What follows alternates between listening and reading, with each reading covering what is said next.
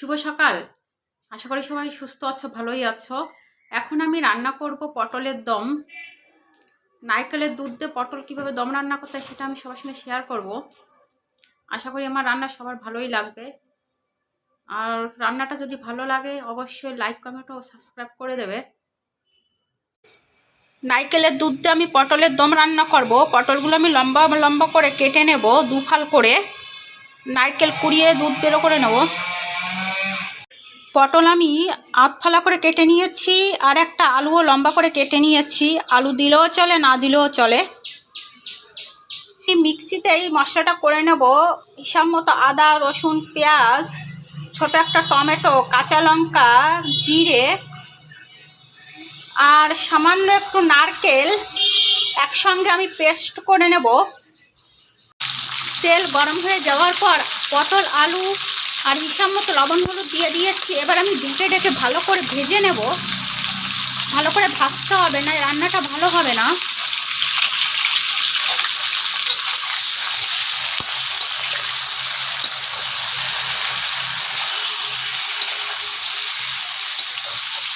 আলু পটল ভালো করে ভেজে নিয়েছি, তুলে নেব এবার আমি।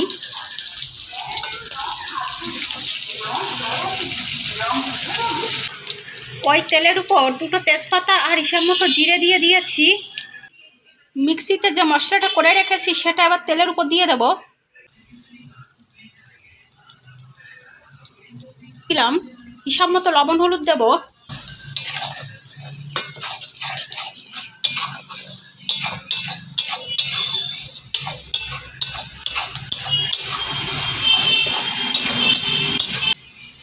মশলাটা আমি ভালো করে কষিয়ে নেব। মশলা কষানো হয়ে গেছে আমার। পটল আর আলু ভাজা দিয়ে দেব।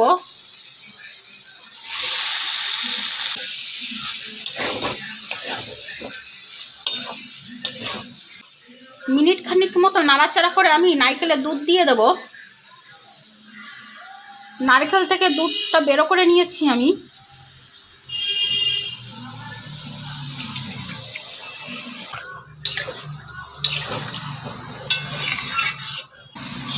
আমি পুরো 1 প্যাকেট ম্যাগি মশলা দিয়ে দেব। ম্যাগি মশলা যে কোনো তরকারিতে দিলে খেতে খুবই ভালো হয়।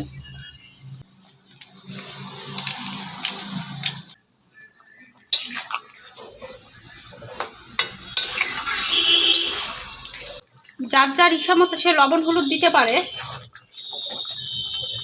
5 মিনিট মতো মিডিয়াম আঁচে রান্না হবে ঢেকে। রান্না করলে হয়ে যাবে পটলের দম।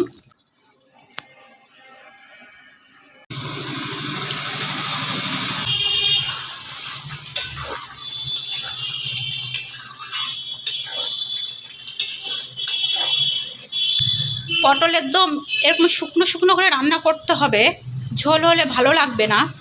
রান্না আমার হয়ে গেছে, একটু গরম মশলার গুঁড়ো দিয়ে নামিয়ে দেব।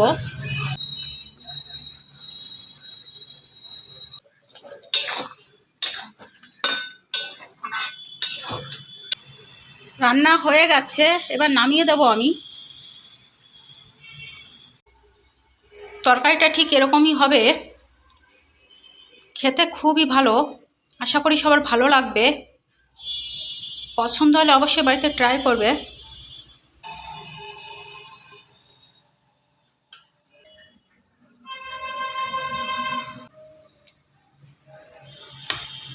এখন রান্না করলাম নারকেলের দুধ দিয়ে পটলের দম। আশা করি সবার ভালোই লাগবে।